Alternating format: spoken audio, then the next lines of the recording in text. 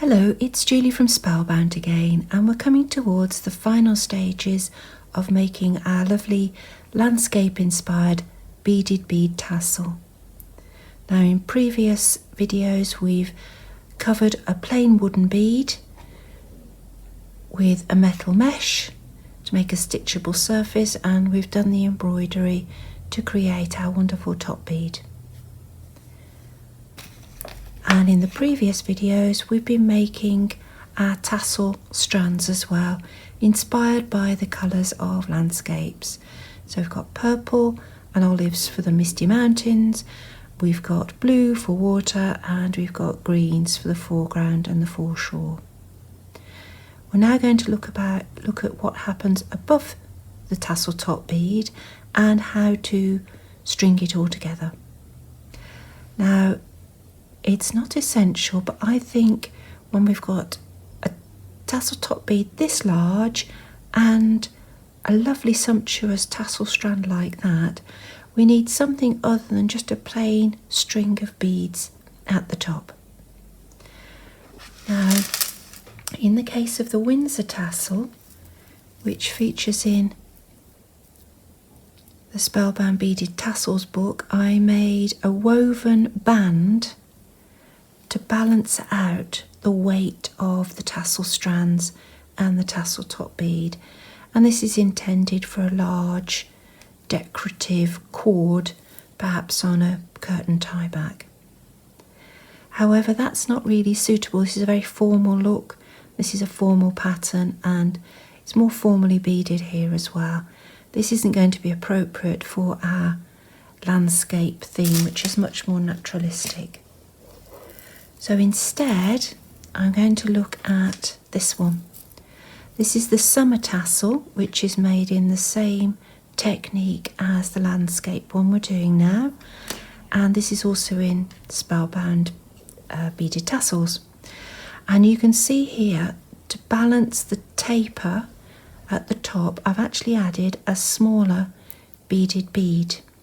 Now this is done in a relatively random selection of beads that have been picked up from the large tassel top bead, and in this case it's also picking up the beads that are in the start of the main strand that forms the loop at the top.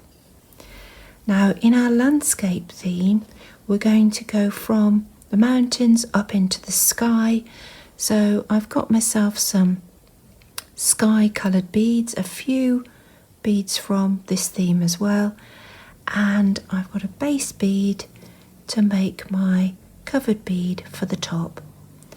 Now this could be any sort of bead as long as it's got a reasonable size hole. I'm using a transparent turquoise because if I don't cover the whole thing with beads and you see a bit of the glass glinting through, I think it's just going to enhance the theme. So let's move these out of the way for the moment and have a little look at beading our top little beaded bead. Now, I've swapped my thread colour to a grey because this is going to blend in better with our new theme, or our new section I should say, and I've put a keeper bead relatively close to the end, and I've passed through our new bead, and all I'm going to do is make straps around this bead using an assortment of the beads that pick up on the theme of the beaded bead and the colours we're going to use for the actual string or the strap. So I'm not quite sure how it's going to work out. I'm just going to thread on some beads and see what I think. Now, to get a strap approximately the right size, pop on a few beads and compare it up to the side of your base bead. I'm going to need probably one more seed bead there. That might be a bead too long, we will see. And we pass through the main bead again. And that's made a strap on the side, and that's actually about the right size. I'm quite happy with that. And now I'm just going to repeat, but with a different combination of beads. So let's put on a couple of those. Let's perhaps have a little bit of purple, because that picks up on the previous theme. Again, I need to just pop the bead down and compare up the row length. I'm going to need another few.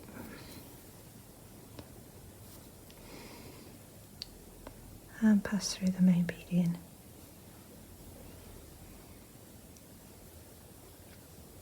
And I'm going to continue doing this until this is relatively well covered, but I've got to keep an eye on the hole in the main bead, because when I do my final assembly I'm going to need to pass my thread through this hole when I do my final assembly.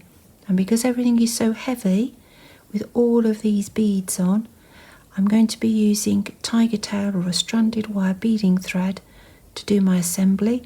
I need to get 2 thicknesses of it through that hole. I've got some tiger tail here, and if I look at it, it's a little bit thinner than my needle, so I need to be able to easily pass the needle through that hole after I've put that last strap of beading on, to make sure I've got enough space to get my assembly thread through when I come to do my final design. I'm going to put a few more straps on and I'll come back to you, show you how I'm doing.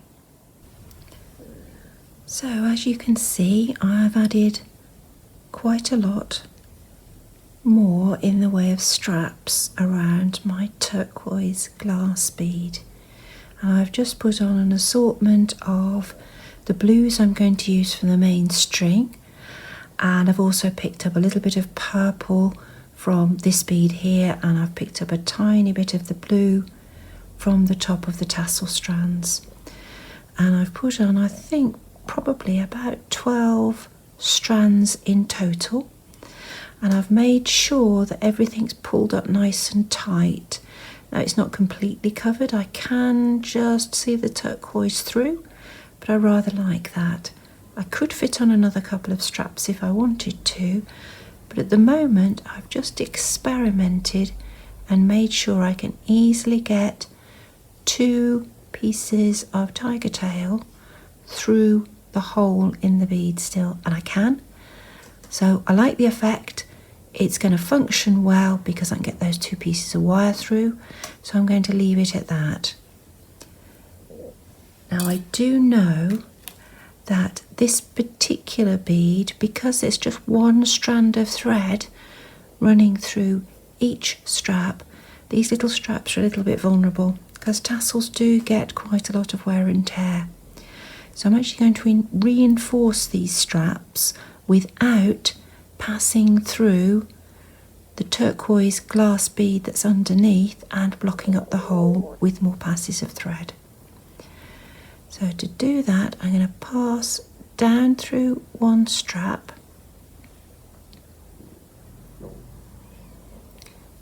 and pick one. If you've done them randomly like me, pick one that you can remember. So I'm going to have to remember that that's the one with the 2 purple beads on at about the equator. So that's number 1. I come out the end of that strap and then I go up the beads of strap number 2. So I'm running a second thread through, but I'm not going through the main base bead. So that's strap number 2. Now I go down strap number 3.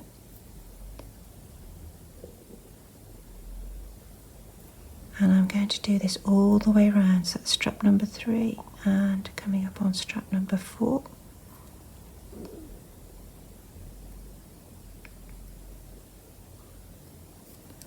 Now because I've put random numbers of beads on these, just trying to get the right length, there's a slight mismatch at the ends, but not enough that it makes a difference to the strengthening stitch, and you can see I'm going quite quickly now, but it's making the whole bead feel a lot firmer. And it's also neatening up around the hole in the base turquoise bead. Now, when I put the seed beads on these straps, I tried to make the sequences so they're a little bit paler at one end and a little bit darker at the other, just so I've got a top and bottom of the bead. So here the straps are a little bit paler at this end, and as I come down towards the other end, the straps are a little bit darker. That strap feels a bit loose because I've probably got one too many beads on it, so I might need to go up that strap again just to make sure it's firm. Yeah, I will do. Go down that strap again.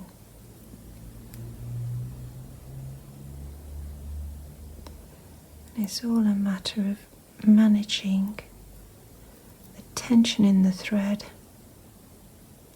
to get the result you need. And that strap's obviously a little bit over length. Now, before I linked it at the bottom to that one, I'm going to go back and link it to that one.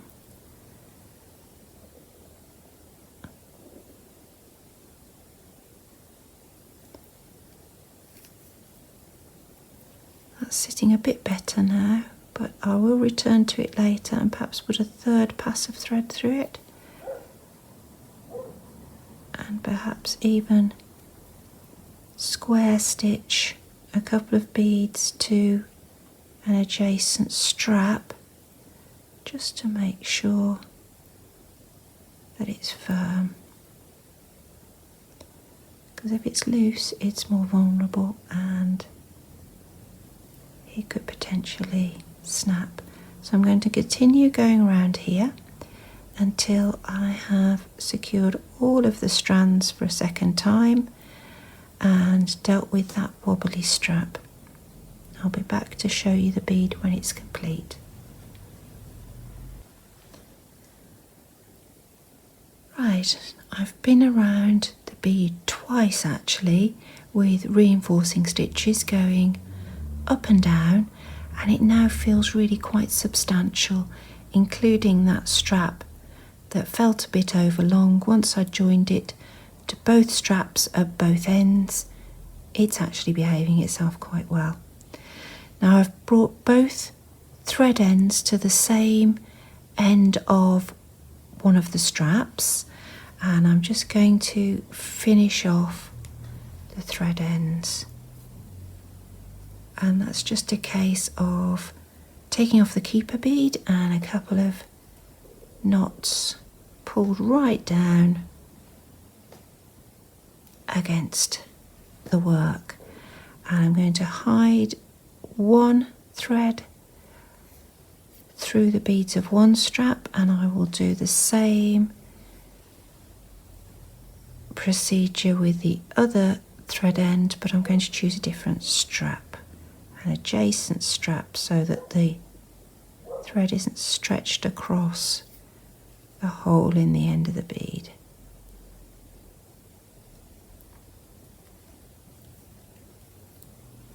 Right, let's trim that up.